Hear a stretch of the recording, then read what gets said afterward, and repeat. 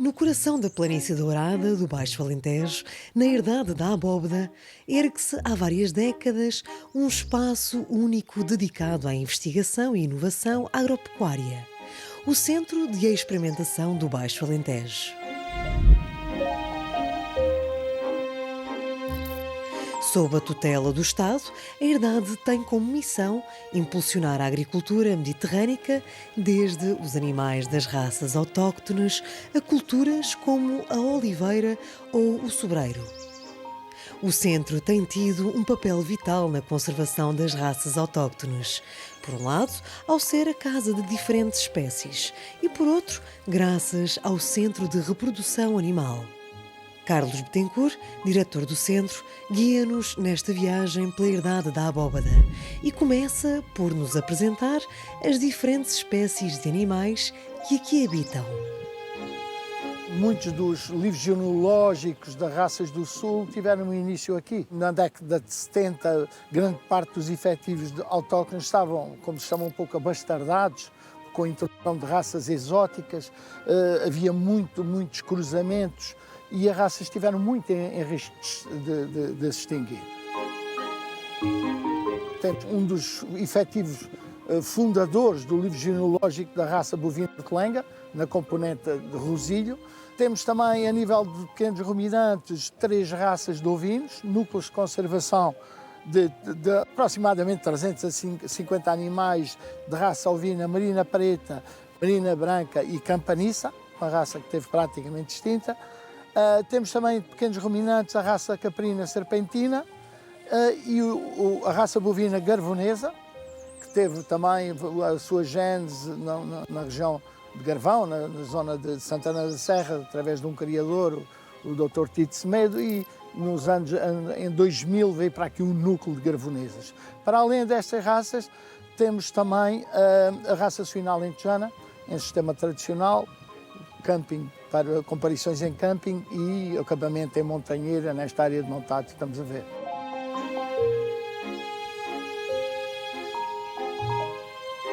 Os animais da raça bovina martolenga, reconhecidos pela excelência da carne a que dão origem, acompanham bem de perto a nossa conversa. Temos aproximadamente 260 fêmeas reprodutoras, temos sempre alguma variação, dependendo dos animais que eliminamos ou que deixamos. Temos o rebanho em linha pura, o que chamamos o núcleo mais de seleção, e depois temos uma parte da vacada em que temos cruzamento com uma raça de maior porte para a produção de carne.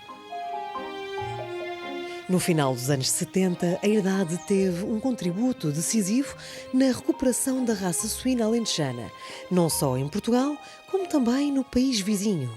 Foi um efetivo muito importante quando no surto da peste suína africana, nos anos 77, 78, em que praticamente a população suína alentejana do Alentejo foi dizimada, e em Espanha igual. O efetivo da herdade da abóbeda, por razões de alguma segurança que houve em termos de biossegurança, conseguimos que, talvez com a ajuda divina, que o nosso efetivo nunca tivesse tido peste suína africana.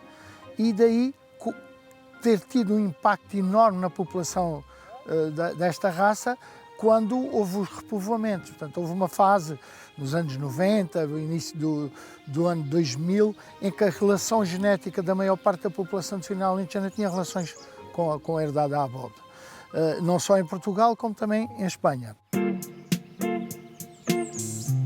Local de referência na experimentação, a herdade da abóbada acolhe vários projetos externos de investigação. Sabia que a exploração conta com uma população de sobreiros cujas árvores têm pais e mães conhecidos? O estudo é promovido pelo Centro de Biotecnologia Agrícola e Agroalimentar do Alentejo e a investigadora Ana Uzié explica-nos o seu principal objetivo. O propósito de termos aqui uma população de sobreiros cujos pais são conhecidos foi ter uma fonte de informação genética que nos permitisse, de alguma maneira, estudar como certas características, como poderia ser o caso da qualidade da cortiça, é herdada de pais a filhos. Neste momento, encontram-se aqui representadas 19 famílias, com um total de 280 sobreiros instalados.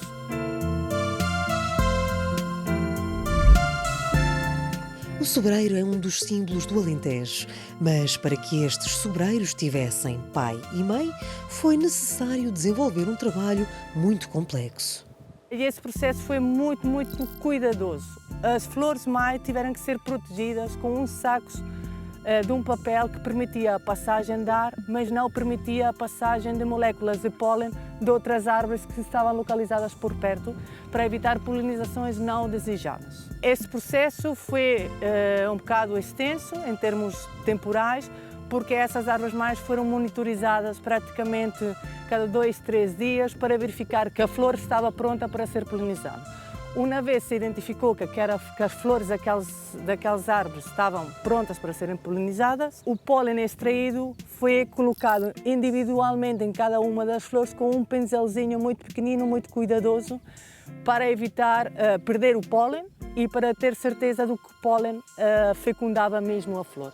Após esta polinização, aqueles saquinhos foram hermeticamente fechados outra vez, até que surgiram as primeiras bolotas. A partir daí, as bolotas conseguiram já estar libertas do saco e evitamos que tivesse origens de pais desconhecidos.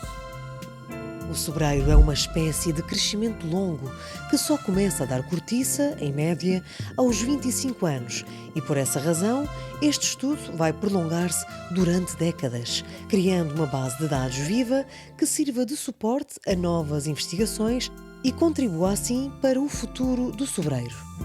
Neste momento tem 10 anos de vida e se espera que eles comecem a produzir cortiça já na fase da primeira extração à volta dos 25 anos, que é a média estimada na espécie. Isto o que está a fazer é criar uma base para estudos futuros, nos quais nós ainda iremos estar envolvidos, mas que as gerações que venham a seguir também consigam explorar este recurso genético. Acreditamos mesmo que este pode ser mesmo o futuro do montado e do sobreiro, e da sua sustentabilidade, obviamente.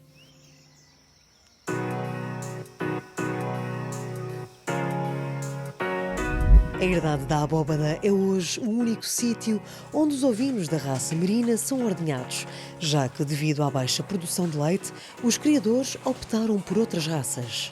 O leite da ovelha merina, que era utilizado no fabrico do queijo serpa, eram efetivos de grandes dimensões, tamanho médio de rebanhos, 500 a 600 animais, ou muitas vezes mais, e o leite era mais um subproduto, ou seja, os produtores vendiam os borregos e utilizavam o leite residual no fabrico do queijo serpa.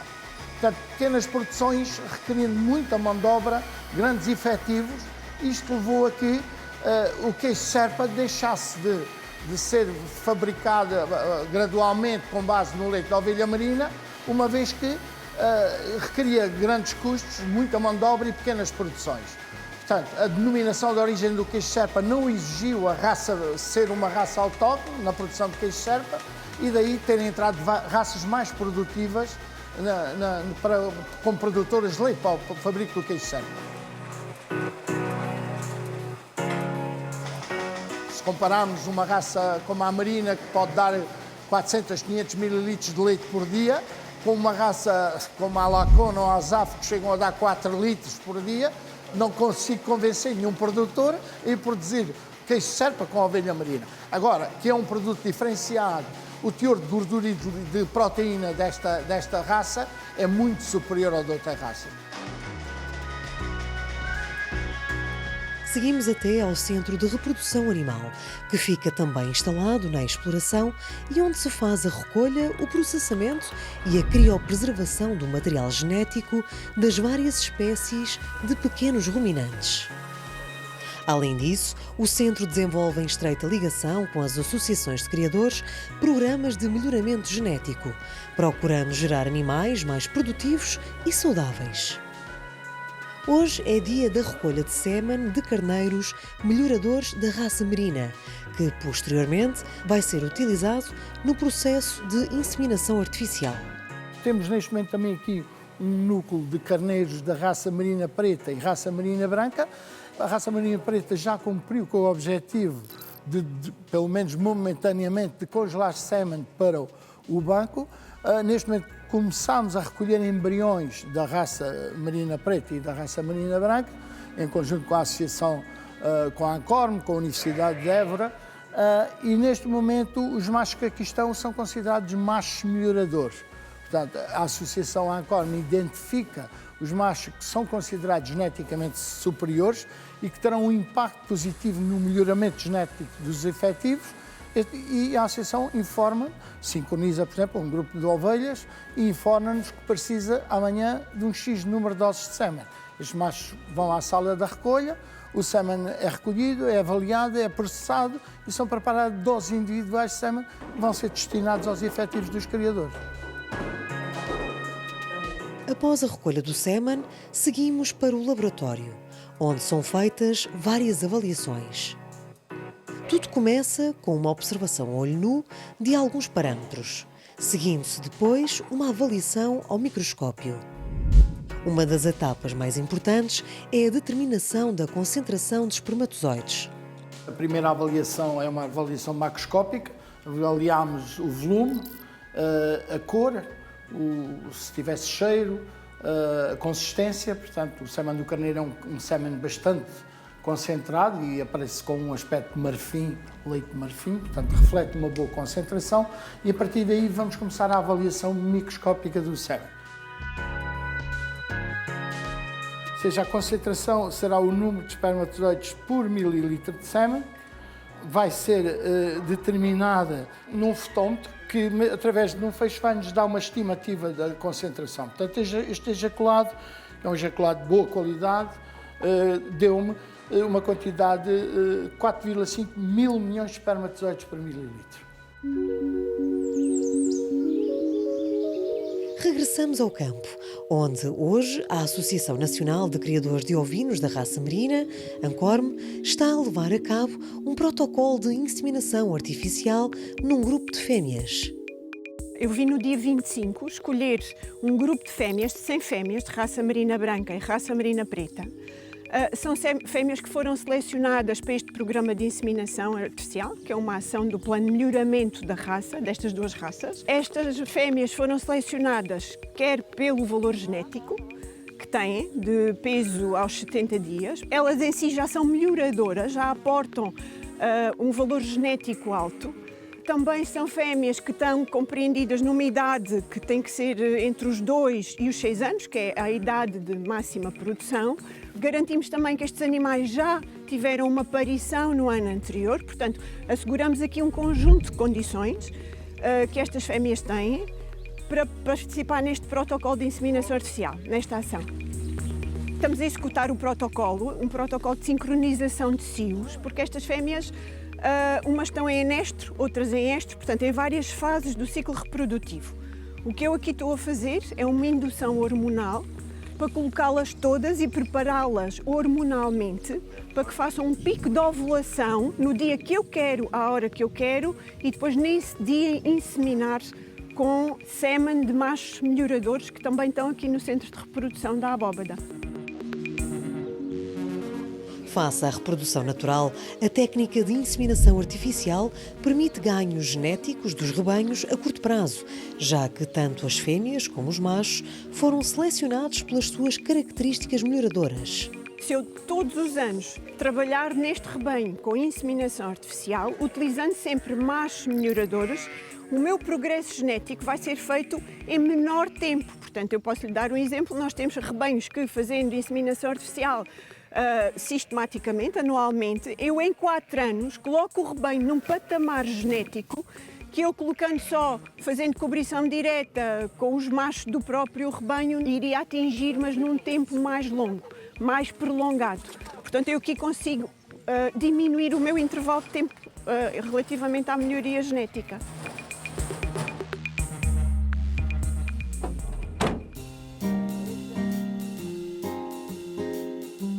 A herdade não se dedica somente à preservação de raças autóctones.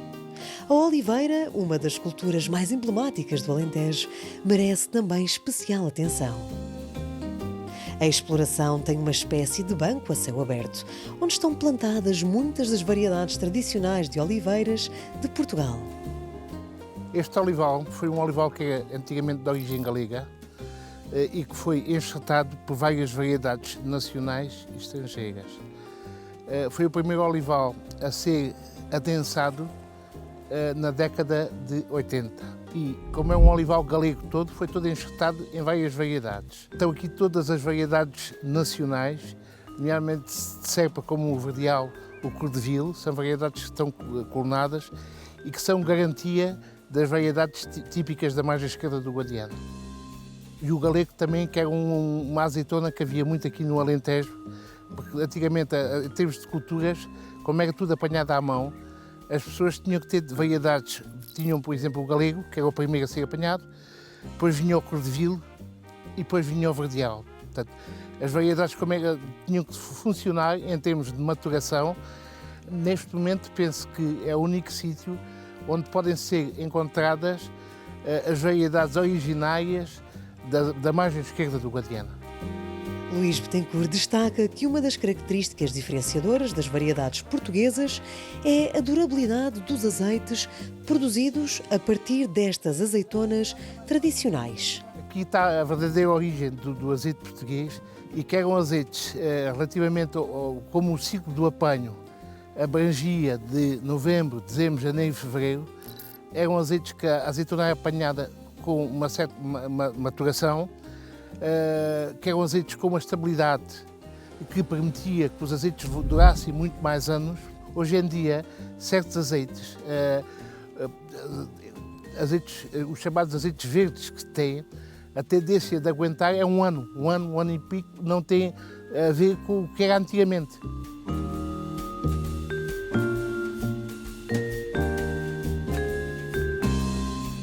Regressamos aos animais para acompanhar a ordenha das cabras serpentinas, animais bastante rústicos e cujo solar é a região alentejana. É um animal, portanto, que tem um leite de uma boa qualidade, como é um leite rico em proteína e gordura, conseguimos, com um litro destes animais, conseguimos fazer um queijo de cabra de 140 a 150 gramas. Se for, por exemplo, numa cabra alpina, se calhar temos de ser 2 litros para conseguirmos fazer a mesma quantidade de leite. Uma forma de preservar as raças autóctones é valorizar os produtos que estes animais proporcionam e, por isso, desde há muitos anos que a exploração dispõe de uma pequena queijaria.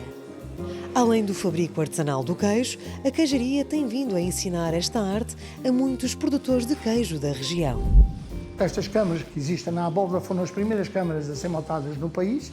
Estamos a falar de câmaras montadas na década de 80 e que continuam a ser utilizadas, embora estejam um pouco desatualizadas e previsto agora no polo de inovação de Serpa, através de verbas do PRR, reformularmos toda esta queijaria. De qualquer forma, esta queijaria continua a ter uma pequena dimensão, uma dimensão muito experimental e de formação. Muitos dos europeus que atualmente elaboram o queijo Serpa passaram por aqui, tiveram a sua formação nesta área, aqui nesta queijaria. Portanto, não é uma queijaria que possa se considerar competitiva em termos económicos, mas é uma queijaria que tem um objetivo de preservar a tradição e, ao mesmo tempo, dar alguma formação. A queijaria segue os métodos ancestrais da produção desta iguaria, ainda que adaptados às exigências atuais de segurança alimentar. Fazemos o queijo como faziam os nossos antepassados, com pequenas alterações devido às exigências que nos são impostas, mas, portanto, a essência do fabrico do queijo mantém-se. O que mudou foi pequenas mudanças nos artefactos com que fazemos então os queijos, nos utensílios, cujas exigências são diferentes.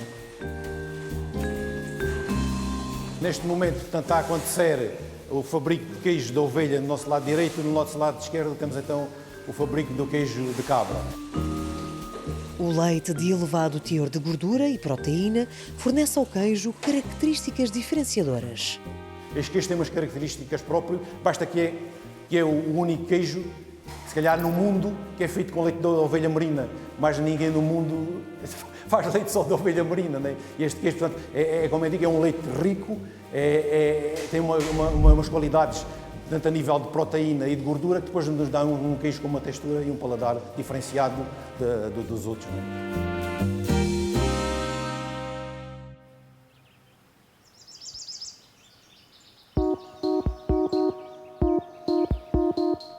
A inovação é um dos pilares desta instituição e foi também por essa razão que a empresa de desenvolvimento e infraestruturas do Alqueva escolheu a herdade da abóbada para instalar a primeira unidade de recirculação de subprodutos do Alqueva.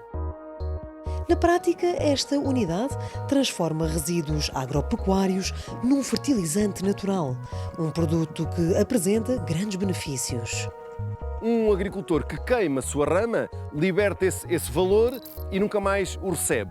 Aqui na unidade Ursa, este valor, as folhas, a rama, a capota, os estrumes, as palhas, portanto tudo o que são materiais que já têm em termos de valor, já têm um valor muito baixo, vamos puxá-las para cima e equipará-las a fertilizante orgânico, que pode ir de valores desde os 60 euros a tonelada até aos 150 euros a tonelada. Tem um valor muito interessante, porque cada vez temos mais áreas em modo de produção biológica, portanto que esta é a solução de fertilização e, portanto, se nós conseguimos fazer este caminho, este salto quase quântico, de pegar em materiais que tinham pouco valor e apenas acrescentando trabalho, que é o trabalho que a compostagem faz, que são as bactérias que fazem, no fundo, acrescentando trabalho, vamos pegar neste material e equipará-lo aos adubos. Com esta equiparação temos várias vantagens. A vantagem ambiental, sem dúvida, temos um material que não se perde no território e temos o principal objetivo do projeto Ursa, que é aumento da matéria orgânica do solo. Se nós tivermos mais matéria orgânica no solo, temos uma agricultura mais sustentável. Depois também conseguimos usar melhor a água.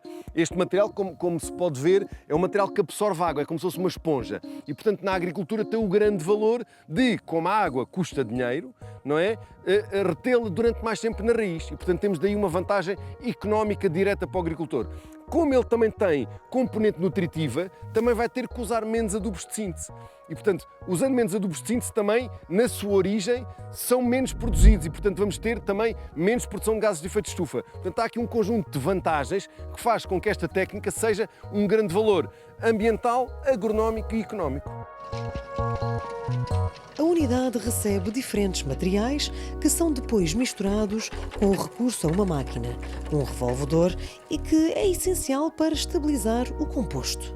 Porque um agricultor que só tenha, por exemplo, folhas de oliveira não consegue fazer compostagem. É como uma pessoa que tivesse para fazer bolo só tivesse farinha. E o que nós fazemos aqui é congregamos todos os ingredientes e fazemos a mistura correta e depois pomos os materiais assim em parga. E depois, com aquela máquina que está ali atrás de nós, fazemos o revolvimento periódico da pilha, mais ou menos de 15 em 15 dias, porque a pilha tem que ser arejada. A pilha, isto que aqui está, que vocês veem, apesar de parecer apenas uma pilha de compostagem, é um ser vivo. Portanto, ele, a nutrição já cá tem, mas precisa de oxigênio, que é o que nós lhe damos com o revolvimento, e precisa de rega, que nós lhe damos com a máquina que ali temos. Portanto, quando nós mantemos este organismo a funcionar durante algum tempo, temos uma curva térmica o mais longa possível. E, portanto, temos os materiais digeridos da melhor forma possível, tanto os de fora como os que estão de dentro, que é o que nós vamos fazer com o revolvimento. Vamos garantindo que todos os materiais passam pelo reator da pilha e, portanto, no final vamos ter um material estabilizado com muita qualidade e com muito valor para o agricultor. A adesão dos agricultores a este projeto tem sido significativa e, se não fosse a burocracia, esta iniciativa de economia circular já teria chegado muito mais longe. Os agricultores aceitam lindamente esta solução. Historicamente, toda a gente, ou quase todas as herdades, tinham uma estroneira, tinham um sítio onde punham os seus materiais e faziam isto de forma passiva. Nós fazemos de forma ativa. O problema é que o nosso Portugal está cheio de camadas de legislação, muitas delas que foram feitas e na altura que foram feitas faziam algum sentido, mas como o tempo muda, as coisas vão mudando e a lei não muda. Portanto, a lei nesse sentido é muito linear, enquanto isto é uma economia circular, mas a lei mantém-se em linhas muito direitas e, portanto, temos aqui alguns obstáculos que vamos tentando vencer junto da lei. Portanto, havia aqui uma série de coisas que, com o Ministério da Agricultura, com o Ministério do Ambiente, com a DGADRE, com a APA, que nós temos ido tentando melhorar para que o agricultor, quando decide fazer este trabalho, que é um trabalho com grande valor agrícola, mas também com grande valor ambiental e até com grande valor para a sustentabilidade do território, que o consiga fazer sem grande complexidade. Ainda não estamos lá, ainda não estamos onde queríamos, portanto ainda estamos com camadas a mais e burocracia a mais. Infelizmente a burocracia é um grande obstáculo a quem quer inovar, mas estamos a caminhar nesse sentido.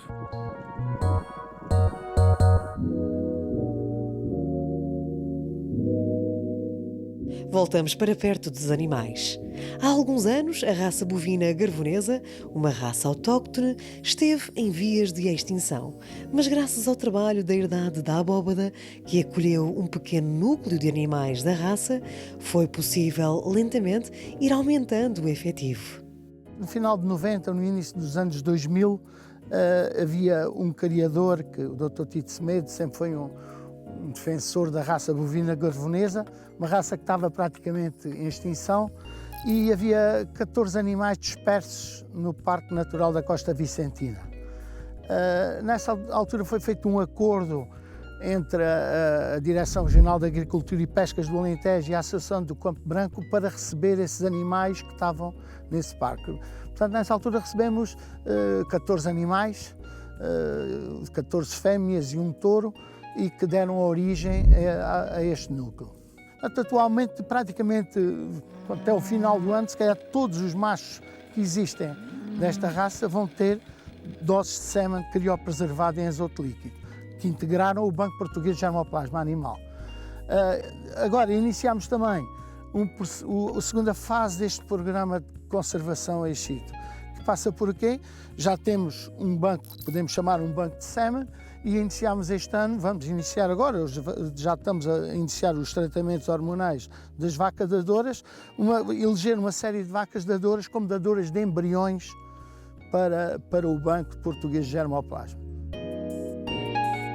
A exploração funciona também como núcleo do Banco Português de Germoplasma Animal, ao armazenar material genético criopreservado de várias raças autóctones. Em caso de uma catástrofe, esta espécie de arca de Noé dos tempos modernos garante a continuidade destas raças. Este é um núcleo do Banco Português de Germoplasma Animal. Portanto, um banco central será sediado e está sediado na Estação Zootécnica, Estação Zootécnica Nacional, no Polo da Fonte Boa, e existem núcleos com um distanciamento geográfico significativo. Portanto, o núcleo da Abóbada no sul e o núcleo de Merlim no norte do país. Portanto, o objetivo deste Banco Português de Germoplasma seria criar um núcleo central de todo o material recolhido no polo da Fonte Boa e criar depois polos de duplicados em duas situações diferentes. Isto evitaria qualquer acidente que pudesse ocorrer no polo central, haveria duplicados nos polos periféricos. Temos à volta de 30 mil doses aqui, muito perto das 40 mil já, de associações que solicitaram o nosso serviço para recolhermos e processarmos material para o Banco Português de Germoplasma Animal. Portanto, nós temos aqui desde raças do norte até o Algarve. Estes centros de armazenamento de material genético são fundamentais para a preservação destas raças e para assegurar que as gerações futuras continuem a ter acesso a este património genético.